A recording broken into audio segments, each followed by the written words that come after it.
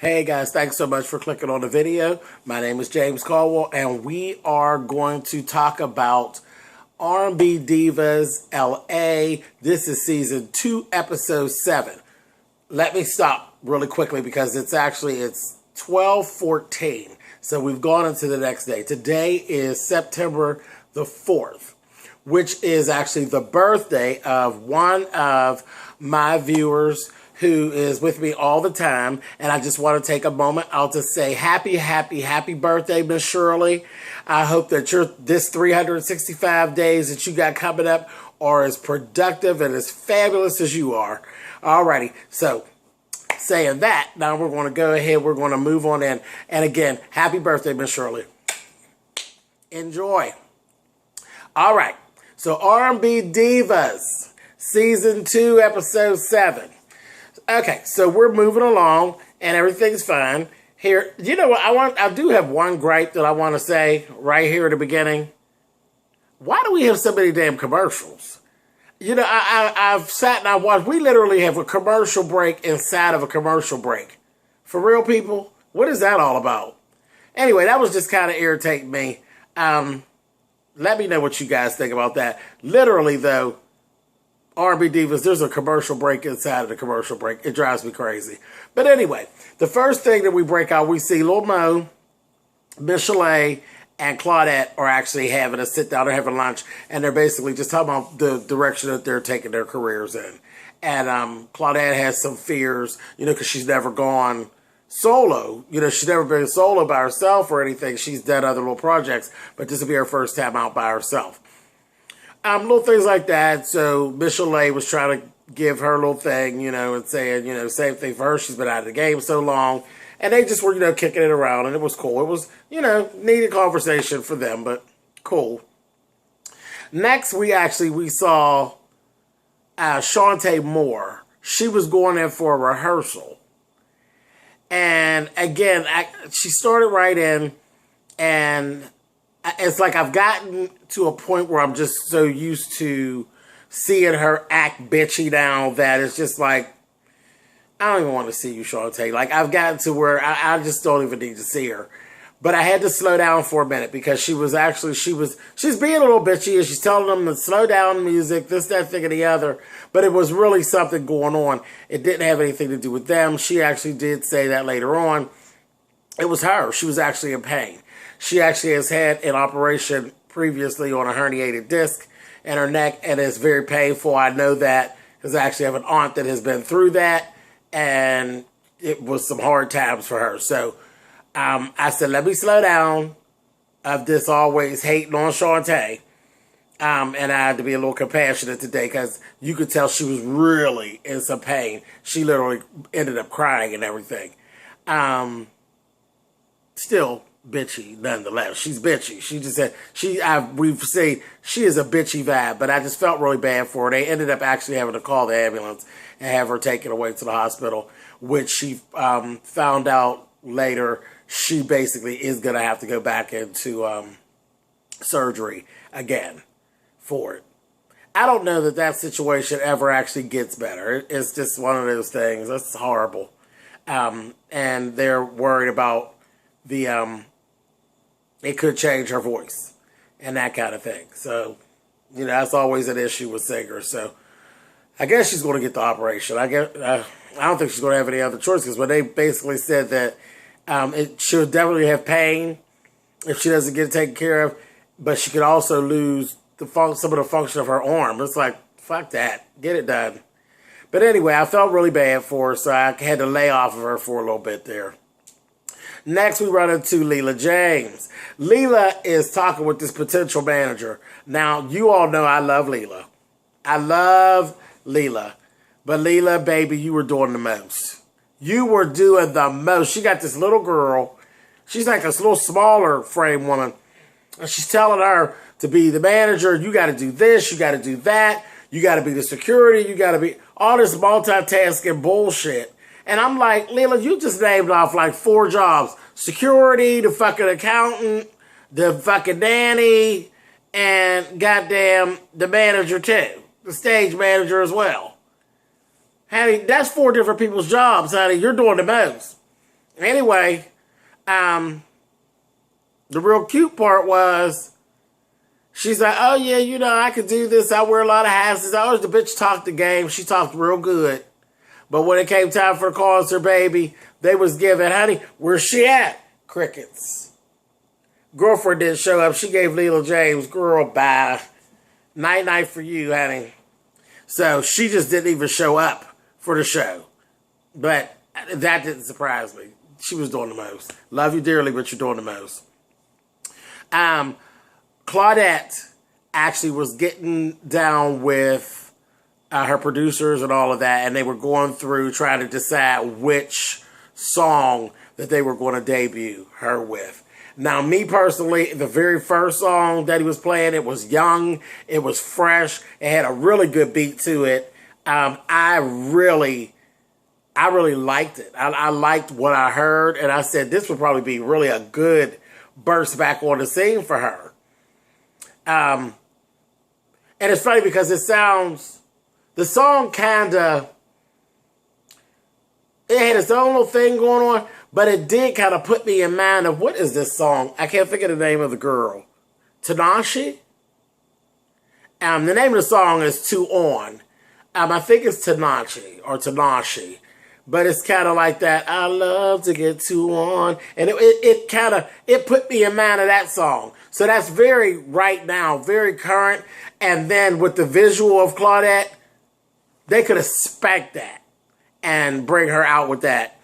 She's young, you know, let her celebrate being young. She is a very serious side to her, but let her celebrate being young because she could do that. You know, that's part of the problem, I think, like with Fantasia. I absolutely love Fantasia. I would love to actually see Fantasia do one of these R&B diva shows. But anyway, the thing with Fantasia, no matter how much Fanny tries, Fanny has an old soul, period. So when she does music that's like that, Baby's Mama and all that stuff, she does it, and she does it well because the girl has a gift that's undeniable. But it looks funny. It just seems funny. I always will laugh. I'll be like, look at Fanny Child trying to be her age. And that's what I always say. Look at her trying to be her age. Because her soul is just older than her person, if you know what I'm talking about. I love her to death, but I just always feel it's like she's been here before. But whatever. I think they could have avoided that with Claudette. I think she would be okay with the first song. But whatever. Who am I? Spill it, boy. That's my video. My opinion. I'm just saying. Anyway, they had Claudette go along with the second song, which had a nice Latin kind of feel. So you're already boxing yourself off a little bit, you know, into who's actually going to respond to it. But whatever. It's a very pretty song. She was clean in this white suit with no top underneath. You know that Claudette has the best boobs. The boobs. I said, girl, come on, titties. You know, she looked really good in this video. She really did. The video shoot went really well. I can't wait to see the actual finished product. I still think that first song would have been better. But anyway, okay, so that's that. So we're seeing Claudette making some of her moves. This is good. This is going to get her going where she needs to go because she needs to be in the public eye. It's time. But anyway, okay, so moving on. We go to Lila's sound check and the show. Okay, so they're trying to do a sound check. Half the shit ain't there. You know, old management chick didn't show up. Lila didn't let it bother her. I've said this before in the beginning. If you have never seen Lila James live, you really need to do this for yourself. She is like a ball of fire. She's just like this little James Brown. It's like a little female James Brown. She's standing over there on the side, and she started singing already. She's singing, and she ain't on the stage. And everybody's just kind of looking, and she's singing her face off. And then that bitch busts up on that stage and turned Beverly Hills thoroughly out. She turned the place out so bad. And she does. She has like, she gets this adrenaline rush. She gonna jump up there and start doing some goddamn sit-ups. Not sit-ups. Push-ups and carrying on. She was jamming. She looked real cute. Had this bad top. you know, those little tops they're doing with the leather pieces down the one side, the one arm. She looked really, really good. Really good. She carried on. Her hair was tamed down some. Yeah. Lila, she turned it out. And Claudette was actually saying in one of her little confessionals, she was saying, you know, she said, Lila just makes you want to get up and dance. And literally all through the performance, you see Claudette out there just partying her ass off. She had this real cute, kind of nudish colored dress on, wearing the fuck out of it. Damn, Claudette. But yeah, it was good. She turned that little concert out. She really did. So then we move on. We had Little Mo, and this was just foolishness. Little Mo, Michelle, Lila, and Chrisette that all went to take a Spanish class. Well, it was probably a good idea because they are going to Puerto Rico and you need to be able to speak the language so you can, you know, communicate. But them fools was in there clowning.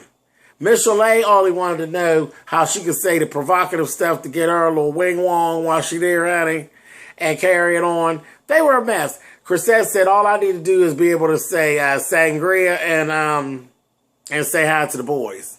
So they were cutting up terrible. But I laughed. I said, anytime them fools get together and do anything, pole dancing, Spanish class, just whatever, they always are fun to watch. So that's like something that I really love from this cast. They have fun with each other. The sex toy party, they literally have fun with each other, and that's always good to see, instead of always fighting with each other. Now they fight too, but instead of always fighting with each other, they actually do have a good time with each other as well. So after that, there was a lot in this one, and I told you guys that there was probably going to be a lot in this episode. Shantay did get out of the hospital. She did get to do her show that she was rehearsing for. Child, you know what? And I'm not going to go in on her too bad. I just want, and I can't help it, it's just a hairdresser in me. I wanted to take that goddamn last track, that blonde track, and just yank it. I just said I wanted to run up on her with some oil shade and yank that damn track out of there, or grab some damn edgers or clippers or something and try to blend. It's a mess. That one blonde track, that's ridiculous. Get it off of there. You look crazy.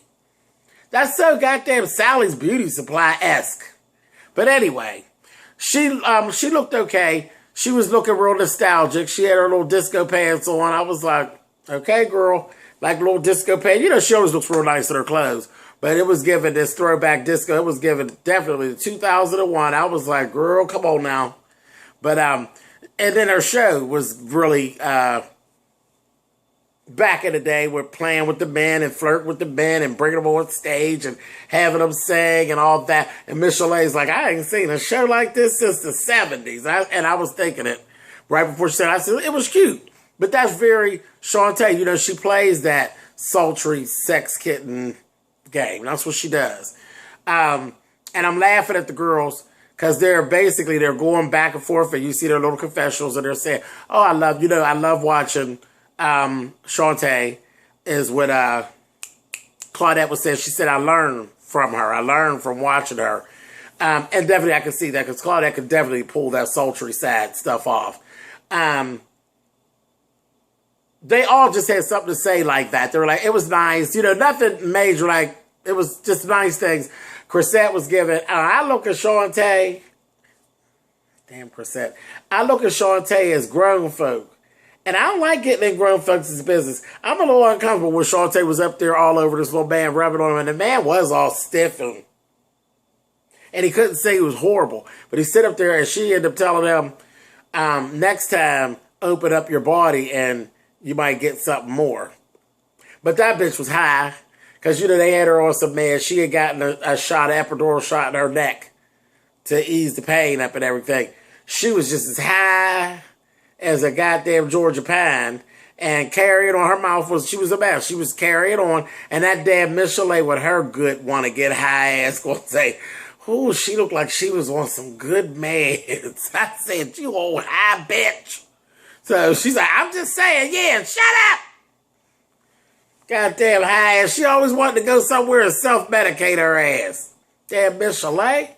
Anyway, but the girls, they were all being very nice. And the thing that they weren't trying to say, and I'll go ahead and say it because I've been pretty nice thus far with Shantay.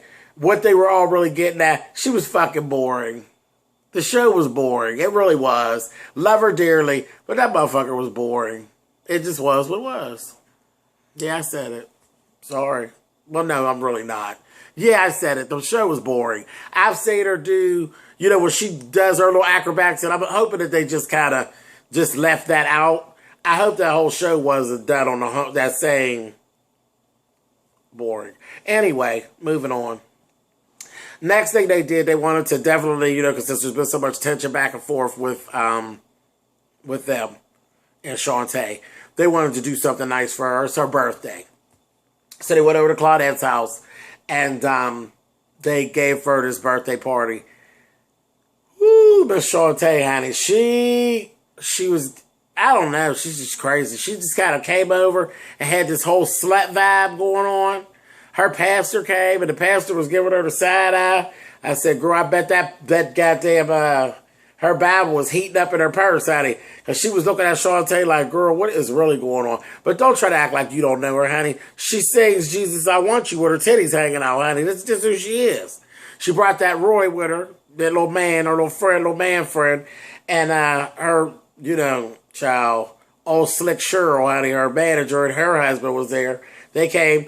And basically, it ended up being a thing where, yes, it was Shantay's party. Yes, you were the guest of honor. Everybody knew that. She just started, like, she was just doing so much extra. The divas were literally just kind of looking at her, like, what is she going to do next? Oh, she's just shoving donuts in Roy's mouth, and she's eating, and she got shit all in her mouth. And I said, child, the meds and that liquor. But it had her going. She was cutting up. This is like, oh, we got to have a moment. Everybody look at my shoe. Like, you know, that kind of shit gets on my nerves. We see you, bitch. We see you. Sit down. We see you. But she's taking her shoes off. She all rubbing and twerking on him. And it was a whole lot. She was doing a lot. She was in total slut mode. She really was. But anyway, I don't even know why you brought your fucking pastor to your birthday party anyway. Well, ain't that like some Debbie Downer shit? I would have a bit more brought her with me, honey. But anyway, party was nice. She had a great time. That's all that was important because it was her birthday. So she had a great time. And I gave a birthday shout out to Miss Shirley earlier in the video. Hey, Miss Shirley, don't you act like that daggone Shantay was acting. Don't you do it. All right. Anyway, guys, the next thing we actually saw was they went to see Warren, and they got to hear the finished product of the song. It sounds good, and I just have to be honest. I still wish you would have took Shantay's part off. I didn't think it added anything to the song, and I think she basically struggled through that part, and it sounds like she struggled through it. And they literally did not play Miss Chalet's part. Like they didn't play Miss Chalet's part running into Shantay's part because they know, like we know, them vocals weren't holding up to Miss Chalet's vocals. So I just think they could have been left off. But everybody was happy. Warren was cool with it. And, you know, hey, why create a fire when there ain't got to be one? But that's basically it. That's all that really went on in this episode, which it was really packed with some things. You see, we did a longer review this week because, again, they gave me more things to talk about. But I really enjoyed myself this tonight watching this. And next week, they'll be in Puerto Rico. So that's, you know, keeping it up. We're getting toward the end. And it really is this, they're keeping it up with the drama and the things that make us keep on watching. And just one thing, and I haven't said anything, I've been laughing at Lil Mo and saying her hair is cool and everything. Baby, that little trailer they showed for next week's episode, Lil Mo, I don't know if you've been on the social media this week, sweetheart, but ever since last week, when Tamar pulled her stunt and pulled her hair back and was looking ridiculous like a cat been licking her motherfucking head, you next, I see, because your edges was looking a little suspect, girlfriend, with that white weave hanging in the back. We'll talk about it next week, though. But girl, the edges was looking a little suspect. All right. Anyway, guys, I will talk with you guys next week. You can thumbs up or thumbs down the video. You guys know how that works. And definitely leave me comments down at the bottom. I can be followed on Twitter at spillitboy. Let me also give you guys my my email address. And it's actually on my website as well, which is www.spillitboy.com. But my email address is spillitboy@msn.com. I definitely want to hear from you guys. I have some plans for some new segments that I actually want to do and introduce to the channel. I'm definitely going to do, I haven't given it a name yet, so I'll definitely take suggestions for a name. And I haven't, it's going to be more like a strawberry letter type of thing. I'll do that.